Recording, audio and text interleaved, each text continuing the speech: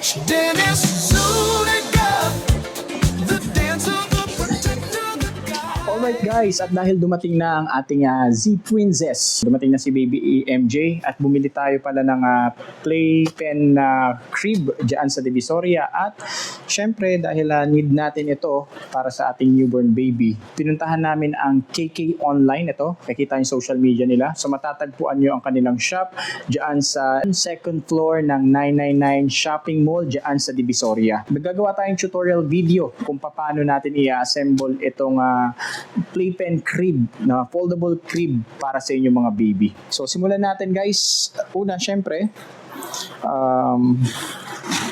buksan muna natin, no? Yan. And then umbara natin guys. Yan. Yun. So ito na guys. No? Natitiklop siya. So ayan, may handle din siya, oh. So pangalawa niyan guys, next na gagawin natin is tanggalin yung strap. Yan, tanggalin natin ang strap. And ito, huwag nyo itatapon to guys. Kasi ito yung magiging flooring ng ating crib.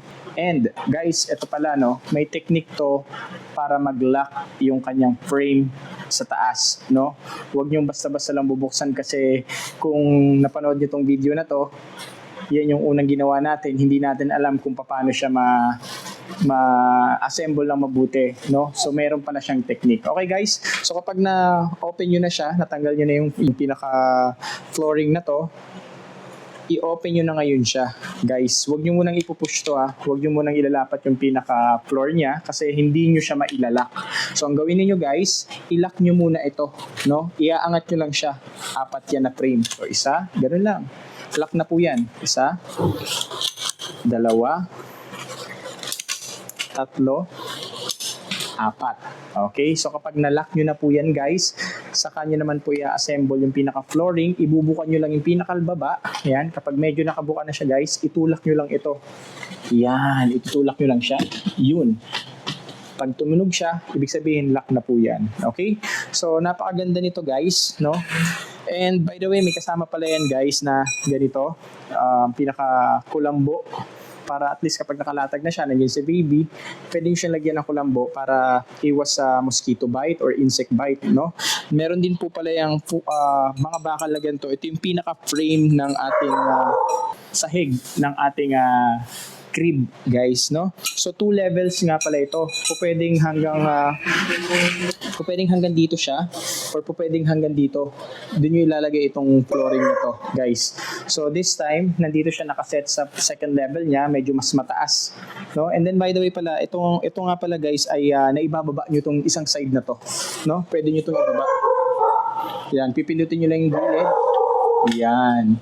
May zipper din siya para ma-secure na walang lulusot na insekto dyan. Yan. So, level na yan.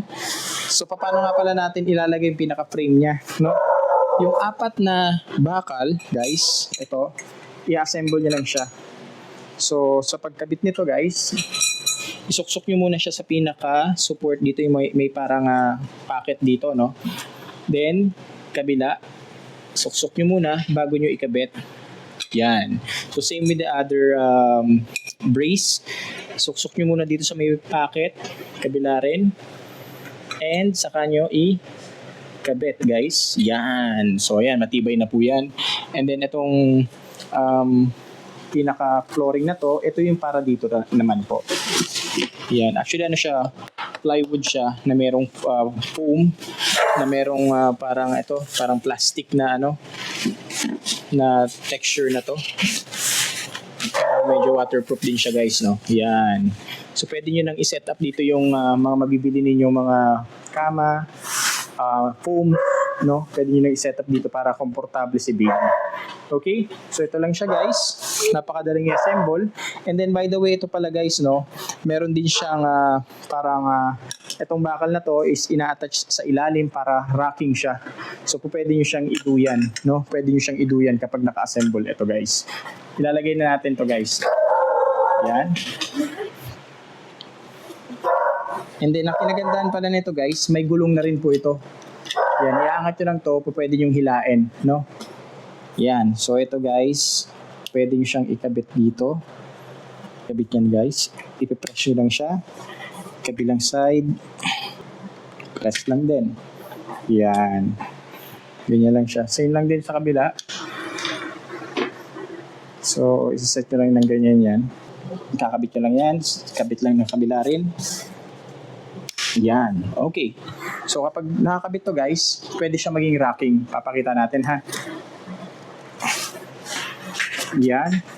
Look guys, oh. Pwede nyo na siyang iugoy-ugoy. Yan. Parang duyan naman siya. So, pwede hindi nyo na siya tanggalin kung pangmatagalan yung gagamitin, no? Diyan lang siya. Kung ayaw nyo siyang gumagalaw, no, ititiklop nyo lang to. Yan. Itago nyo ganon. Yan. And then yung isa din, same. Ititiklop nyo lang din, guys.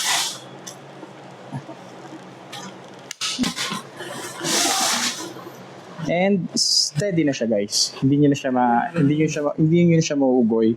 And then sabi nga natin meron siyang wheels dito may gulong siya. So paano siya gagamitin?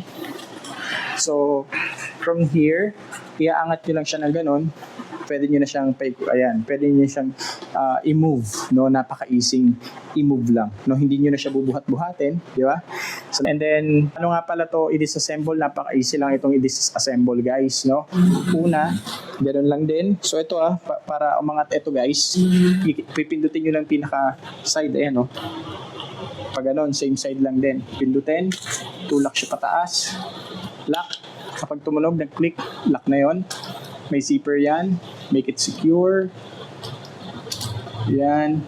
Secure nyo siya para walang insect na pumunta dyan. And then, tanggalin nyo rin yung plywood. Kasi ito yung magiging cover niya, di ba? Kanina. Yan. Ilalagay nyo na ng ganyan. And then, tanggalin ito. Bakal. Tanggalin nyo rin ito. Tanggalin nyo muna to. Ayan, tanggalin nyo muna yan.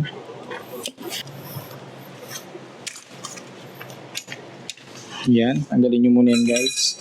And ayun na nga, hilain nyo ito. Then saka nyo, i-click. Yan. Hilain nyo lang siya pag ganun. Hilain, pak, tak. Hila.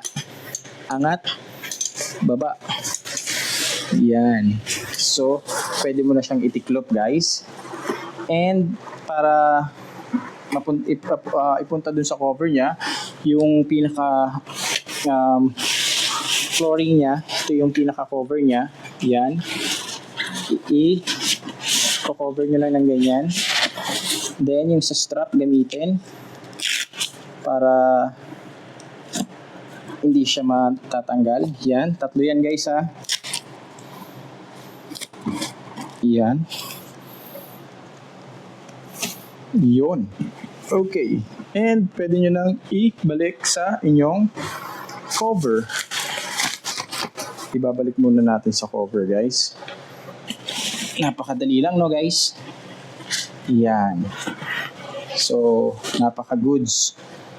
Pwede sa inyong mga newborn baby.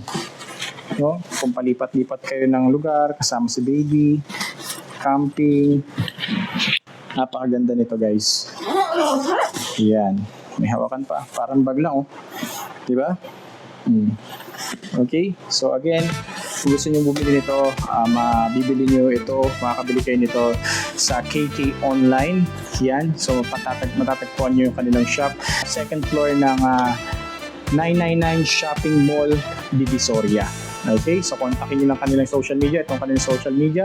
Kung gusto nyo umorder sa kanila, pwede nyo silang i-message. And yung mga gamit na pwede nyo ma-avail or mabili sa kanila is nandito na rin po sa kanilang social media. And then kung kontakin nyo lang sila po, pwede rin po nilang i-deliver itong mga napili ninyo sa inyong mga tahanan. Okay?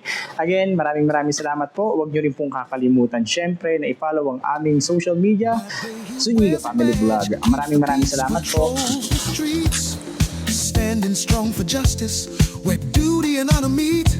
But when the sun is setting and the world begins to sway, he trades his patrol shoes for dancing shoes to brighten up the day.